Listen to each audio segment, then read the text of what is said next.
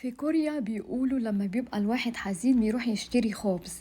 دايما اي حد كوري اعرفه يقول انا حزين انا هروح اشتري خبز، زي الامثال اللي بتبقى موجودة عندنا كده في البلاد بتاعتنا، سواء كانت في القاهرة او في صعيد مصر وهكذا. فانا النهاردة بقى كنت حزينة فعملت خبز. لا حقيقة أنا كنت محتاجة خبز، ما كانش عندي عيش خالص خالص خالص في التلاجة.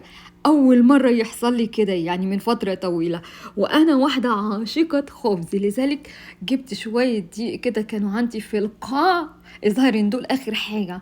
وقلت بقى إيه أبدع فيهم، هعمل معاكم النهاردة الخبز بثلاث طرق من التسوية. الخبز تقولوش في كتير يا ولاد، هو كده زي ما هتشوفوا. هنحط حاجة بسيطة كده فيها هتنقل الخبز بتاعنا او العيش ده لمكان تاني خالص خالص. بص الخبز عامل زي مش مستحمل نفسه قسما بالله. كمان عملت شوية على جنب كده محمصين كما لو اني في فنادق.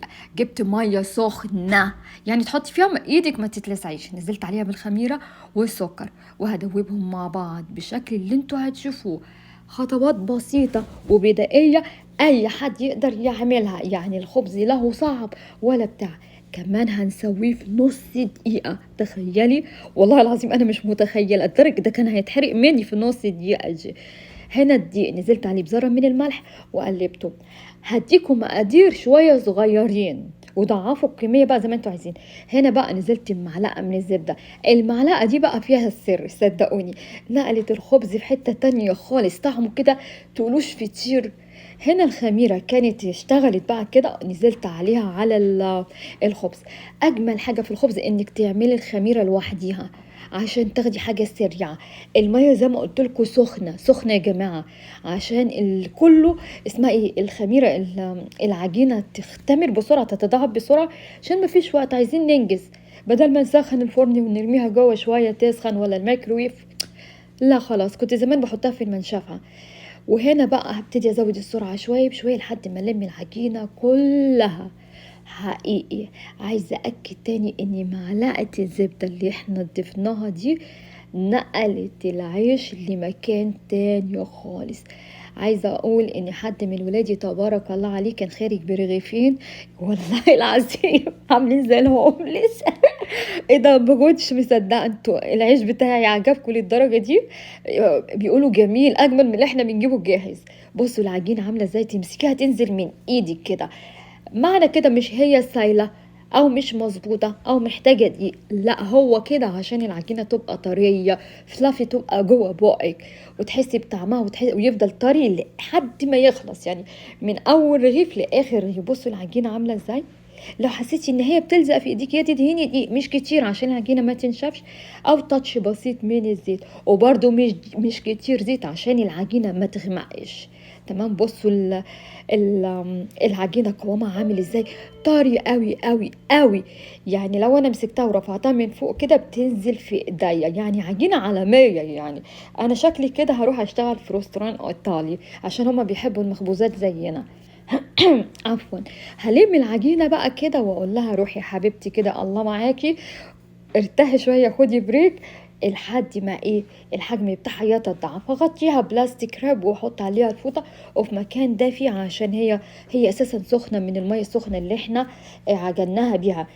ميه سخنه مش ميه بتغلي، ها، عشان لو حد يكتب لي انا قايله ميه سخنه عليهم يقولوا لي يعني ايه سخنه ازاي يعني بتغلي. وصلت لمرحله الغليان. انتوا اللي وصلتوا الدم عندي لمرحله الغليان، عفوا يعني، بس انا اعمل لكم ايه. طبعا مش الناس اللي عارفيني، البعض اللي التعليقات اللي بتيجي، ومش قصدي اضايق حد، بس حقيقي انتوا بتجننوني بجد. هنقطع بقى الخبز اي مقاس انتوا عايزينه براحتكم. انا كنت حابه المقاس ده حلو قوي عشان انا يعني اخد واحد وابقى عارفه ان ده واحد اناف ليا. وعايز اقول لكم حاجه بقى، حاجه مهمه قوي. عايزه اقول وانتوا بتقطعوا العجين بلاش تفردوه بصوابع ايديكم، تضغطوا عليه تضغطوا عليه، بلاش الضغط ده هيخليه ما يطلعش لفوق. تمام. فعايزاكي بعد ما تقطعيه، يعني انا كنت بضغط بالراحه، بس بلاش تعملي زي، عشان انا مش ضمناكي هتعملي زي، هتضغطي نفس الضغطه اللي انا ضغطها ولا لا. فاحسن حاجه تضغطي تفرديها بالبتاعه بتاعه الفرد وتبقى سهله. بصي العجينه عامله زي الخبز الرغيف، بصوا ده انا شكلي بقيت عامله زي الفرانه. بصوا عاملة ازاي، خطيرة. بصوا جميلة ازاي، ايوه هو ده اللي انا بحكي عليه. افرديها كده، اول ما توديها يمين في شمال هتلاقيها فردت، ما بتاخدش ثانية، حرفيا هو ثانية بالشكل ده. وعلى ايدك ما تخليش صوابعك تدخل جواها، عشان لو ضغطتي عليها في صوابع بتلزقي العجينة اللي فوق مع اللي تحت، يجي الخبز ما يبقاش مرتفع، ما يبقاش هش. في حاجة كمان عايزة اقولك عليها، عشان تعملي خبز منفوخ لازم تسيبيه يختمر يختمر.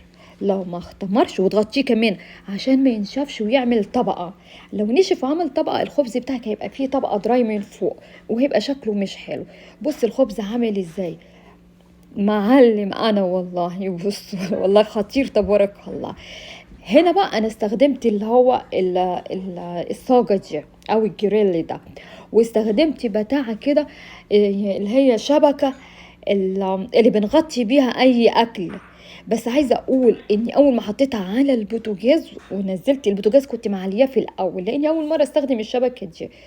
بصوا لو هنستخدم الجريل هتبتدي تضغطي عليه ضغطه بسيطه، لو لقيتي حته فيه مش طالعه، بس هو مجرد انك تحطيه بتلاقيه انتفخ بسرعه.